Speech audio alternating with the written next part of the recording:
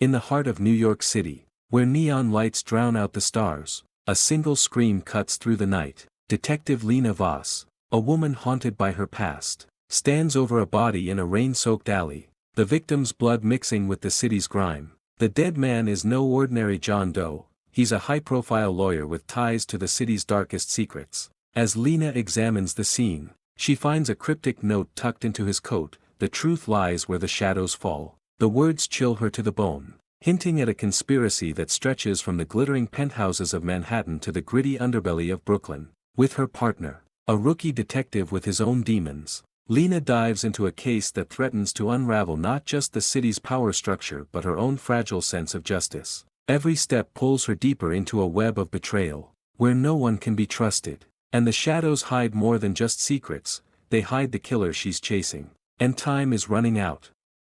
The rain fell in sheets, turning the alley behind 47th Street into a mirror of the city's sins. Detective Lena Voss crouched beside the body, her trench coat slick with water, her flashlight cutting through the gloom.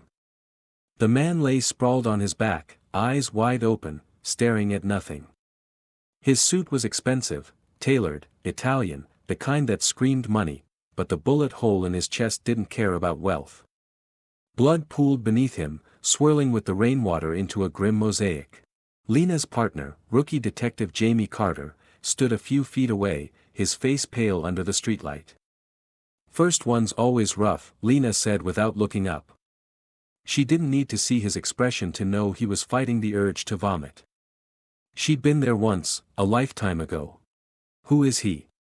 Jamie asked, his voice unsteady. Lena pulled a wallet from the man's jacket. "Edward Crane. Lawyer. Big shot at Kessler Crane."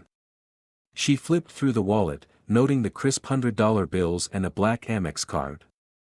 Then she saw it, a folded piece of paper, tucked into a hidden pocket. She unfolded it carefully, her gloved fingers steady despite the knot in her stomach. Scrawled in black ink were the words, "The truth lies where the shadows fall." "What's that?" Jamie leaned closer, his breath visible in the cold air. "Trouble," Lena muttered. She bagged the note and stood, scanning the alley. The walls were tagged with graffiti, the air thick with the stench of garbage and something darker, fear, maybe. Or guilt. This wasn't a random mugging. Crane's death was deliberate, a message. But to whom? Back at the precinct, the case took on a life of its own. Edward Crane wasn't just a lawyer, he was a fixer for New York's elite. Politicians, CEOs, even mob bosses turned to him when they needed their messes cleaned. His client list read like a who's who of the city's power players, and his death sent ripples through the glass towers of Manhattan. Lena and Jamie were tasked with finding the killer, but the higher-ups were already breathing down their necks, demanding discretion. "This stays quiet," Captain Ruiz had warned. "No leaks. No mistakes." Lena didn't trust quiet. Quiet meant cover-ups, and cover-ups meant someone powerful was scared. She'd seen it before, 15 years ago, when her father, a cop himself, had been gunned down in a case that was closed too quickly. She'd joined the force to find answers, but all she'd found were more questions. Now, staring at Crane's file, she felt that old itch, the one that told her she was close to something dangerous. Jamie, still green but sharp, pulled up Crane's financials. Guy was loaded, but look at this: offshore accounts, shell companies, transfers to names I can't even pronounce. He was moving serious money. Lena's eyes narrowed. Dirty money? Maybe. Or leverage. Blackmail, even. Jamie hesitated. "You think this is connected to the note?" Lena didn't answer. She was already thinking about the shadows. New York was a city of them, literal and figurative. The alleys, the boardrooms, the backroom deals. If Crane's death was a message, the note was the key. She just needed to figure out what it unlocked. Their first lead came from a bartender at a dive bar in Hell's Kitchen. Crane had been there the night before, meeting a woman with eyes like trouble, according to the bartender. No name, no description beyond a red scarf and a nervous habit of checking her phone. Lena and Jamie canvassed the area, but the trail went cold. The city was good at swallowing secrets. Days turned into nights, and the case grew thorns. Witnesses clammed up, files disappeared, and Lena's inquiries hit walls of bureaucracy.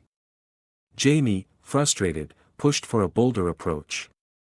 "We're chasing ghosts, Lena. Maybe we need to shake things up, go public, rattle some cages. And get ourselves sidelined." Lena snapped. Or worse. She regretted the edge in her voice. Jamie didn't know about her father, about the cost of rattling cages.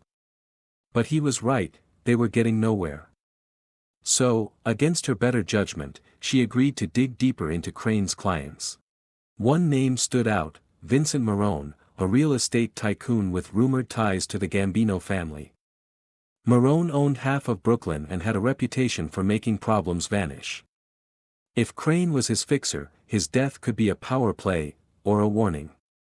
Lena and Jamie tracked Marone to a penthouse on the Upper East Side, a fortress of glass and steel. Getting in wasn't easy, but Lena had learned a few tricks over the years. A fake delivery, a distracted doorman, and they were inside.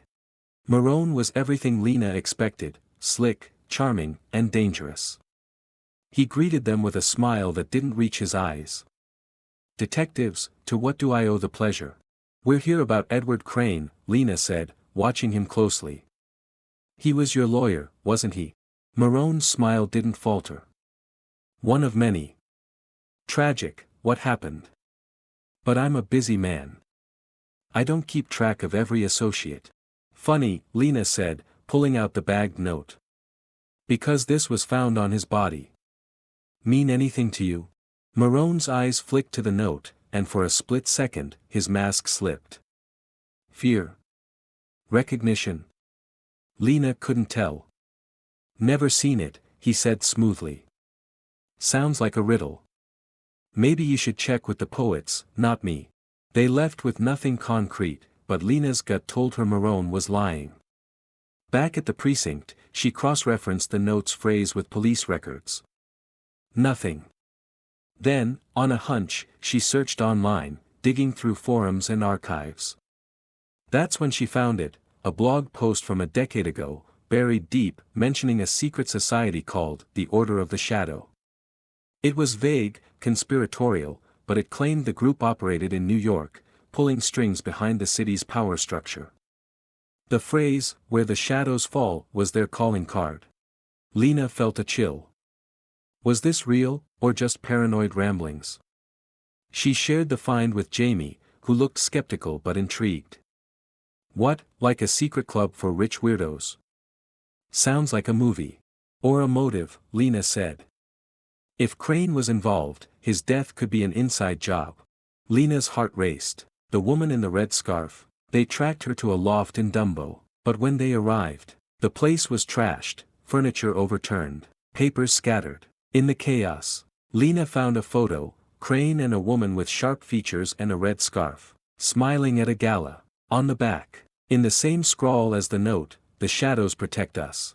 They were too late. Cassandra was gone, but her trail led to an abandoned warehouse in Red Hook. Lena and Jamie went in alone, against protocol, knowing time was slipping away. The warehouse was a labyrinth of crates and shadows, the air heavy with dust and menace. Lena's flashlight caught a glint, metal, moving fast. She ducked as a gunshot echoed, splintering wood behind her. "NYPD, drop it," Jamie shouted, his gun drawn. A figure emerged, a woman, her red scarf stark against the darkness. "Cassandra. You don't understand," she said, her voice trembling but defiant. "You're in over your heads." "Then explain it," Lena said, her own gun steady. "What's the order? Why's Crane dead?" Cassandra laughed, bitter and hollow. "The order isn't a club. It's a machine. It runs this city, cops, judges, everyone. Crane wanted out. He was going to expose them, so they killed him." "Who's they?" Lena pressed. Cassandra's eyes darted to the shadows. "You're already dead," she whispered. Another gunshot rang out, not from her. She crumpled, blood blooming across her chest. Lena spun, firing into the darkness, but the shooter was gone.